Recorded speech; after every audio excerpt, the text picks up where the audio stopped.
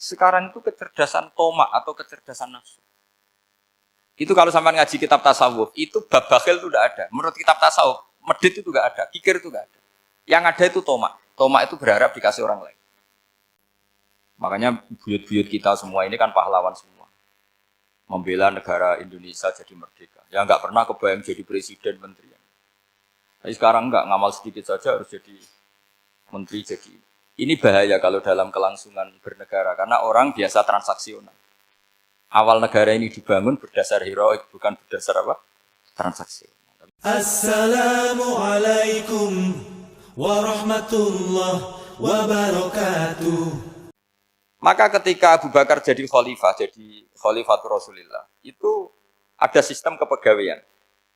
Itu gajinya Umar yang sudah Islam lama, gajinya Abu Bakar yang sudah Islam lama. Itu sama Abu Sufyan sama, padahal Islamnya Abu Sufyan baru setelah Fathu Mekah, kira-kira baru setahun. Terus diprotes sama orang-orang, ini Islam lama kok gajinya sama Islam yang baru setahun kok sama. Kata Abu Bakar, fadailuhum indallah. Mereka punya kelebihan Islam lama itu indallah. Nanti balasannya biar surga. Kalau di dunia sesuai profesinya. Artinya profesi kalau penjaga kantor ya berapa, kalau dosen berapa, pokoknya ya sudah. Dan itu diterima oleh sahabat. Semuanya nerima konsep itu. Era Umar agak dibalik. Abu Sufyan kira-kira gajinya 1 juta, yang lainnya yang menangi Nabi mulai awal gajinya 10 juta.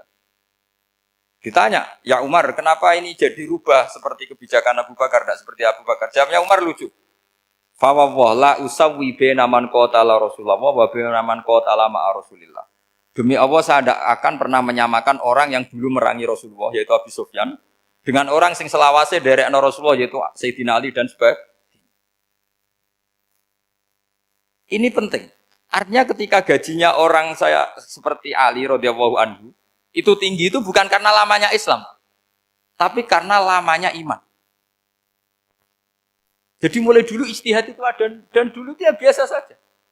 Karena tadi ada kecerdasan nubuwah. Saya ulang lagi, ada kecerdasan apa? Sekarang itu kecerdasan tomak atau kecerdasan nafsu.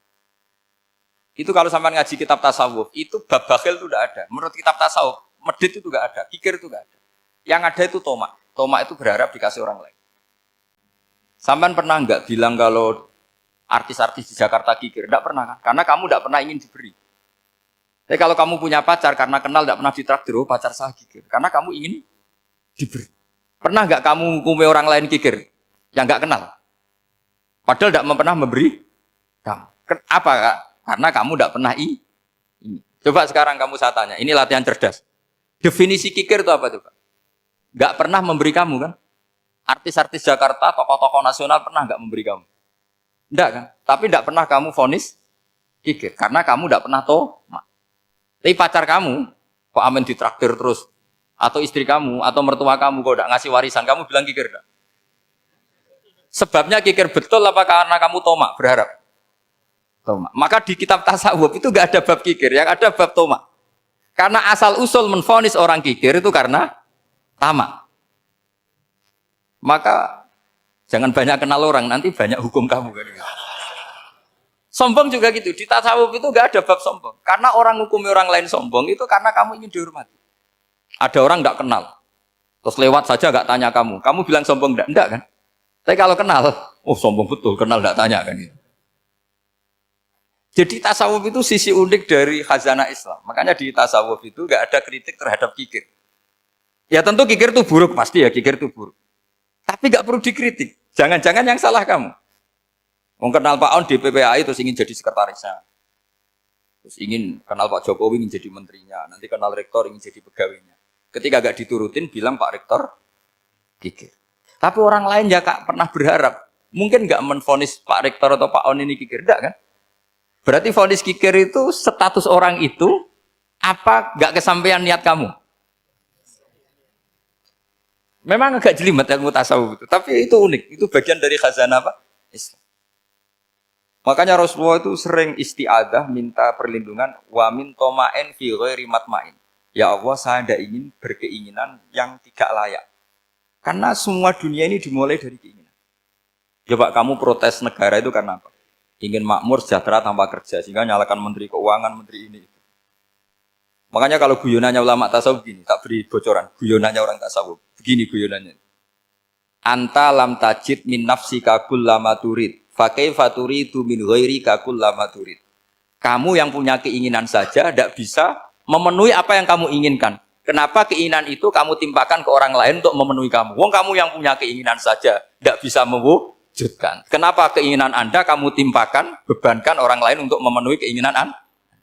Misalnya kamu, Gus saya ini goblok, tolong pinterkan. Wong kamu yang ini saja tidak bisa, kok menyuruh saya?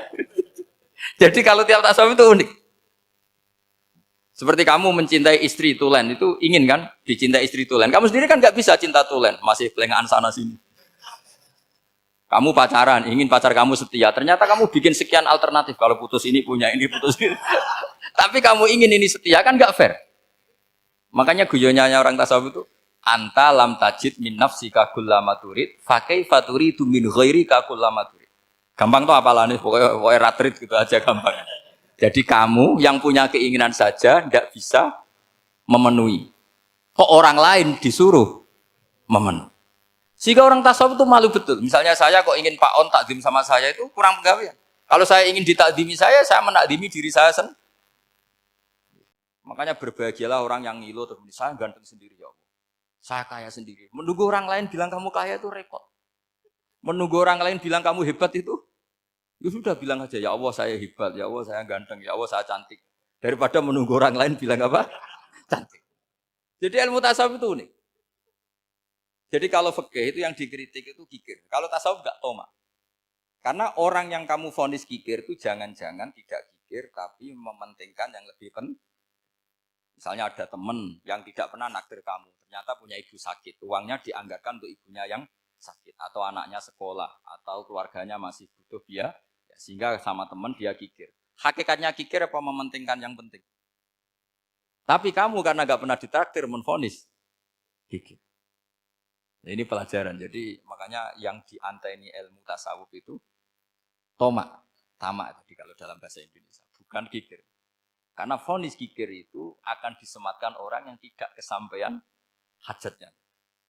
Pokoknya bapak saya itu, keluarga kiai itu ajarannya itu. Yang penting jangan berharap dari orang lain. Ini Pak On saksinya, saya dulu benahin terjemah itu nggak pernah ingin diperlakukan seperti ini. Dia ngaji aja. Karena pikirannya keluarga kiai itu sederhana. Kalau ngamal ya ngamal saja. Ngamal itu heroik. Makanya buyut-buyut kita semua ini kan pahlawan semua. Membela negara Indonesia jadi merdeka. Ya nggak pernah kebayang jadi presiden, menteri. Tapi sekarang nggak, ngamal sedikit saja harus jadi menteri. Jadi ini bahaya kalau dalam kelangsungan bernegara. Karena orang biasa transaksional. Awal negara ini dibangun berdasar heroik, bukan berdasar apa? Transaksional. Tapi sekarang orang akan membiasakan itu. Apa-apa itu transaksional. Ini tidak bagus untuk kelangsungan bernegara. Apalagi kelangsungan beragama. Sehingga seperti saya ini masih punya desa-desa binaan di Sragen, di pedalaman Papua sekalipun. Saya punya santri banyak di Papua. Itu kalau cerita itu unik-unik. Itu mau Jumatan, itu enggak ada orang 40. Sudah datang setengah 12. Itu datangnya 3 jam. Di situ mau ketemu santri 3. Semua, karena ya akhirnya mereka tanya gini, Pak. Pertanyaannya itu lucu. Gus, boleh enggak Jumatan orang 3? Secara fikih Syafi'i kan harus orang 4.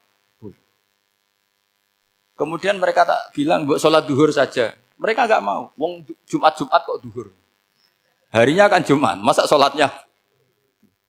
Sehingga kita-kita yang jadi kiai akhirnya nyari fikul madzhabil arba. Nyari fikih madzhab 4. Ternyata Imam Malik membolehkan orang 6. Ada yang bilang 12. Yang penting keceluk jamun. Jamun itu kelompok. Kalau 3 kan belum keceluk apa? Belum disebut apa? Kelompok. Ini penting saya utarakan supaya kita berjuang itu bukan karena service seperti ini. Kayak di Ulil Albab, masjidnya keren, kampus swasta tertua, terus termasuk nomor 1-2 di Indonesia. Oke, kita syukur dengan kebesaran UI. Tapi yang namanya dakwah itu menjadikan orang tidak tahu menjadi tahu. Termasuk kepada desa-desa tertinggi. Sama. Yang namanya menteri itu pembantu presiden untuk memenuhi kebutuhan rakyat banyak. Sekarang misalnya menteri pertaniannya itu hebat, cerdas. Tapi petani nggak mau nandur padi, mau apa itu? Coba yang membantu ketahanan pangan itu para petani mau nanam padi apa karena menteri pertanian? Karena petani mau nanam. Ya sudah GR saja, kita pembantu presiden semua. karena ikut menyumbangkan ketahanan. Tapi kamu kan nggak digaji, kita keren, ngamal tanpa harap gaji.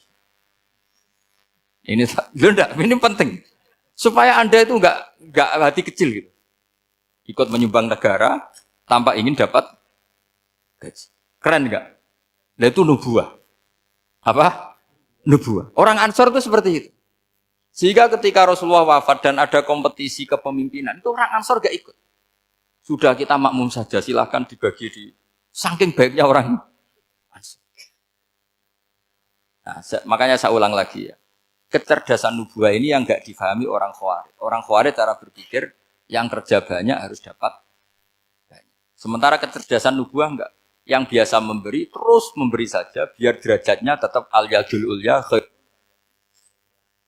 Assalamualaikum warahmatullahi wabarakatuh.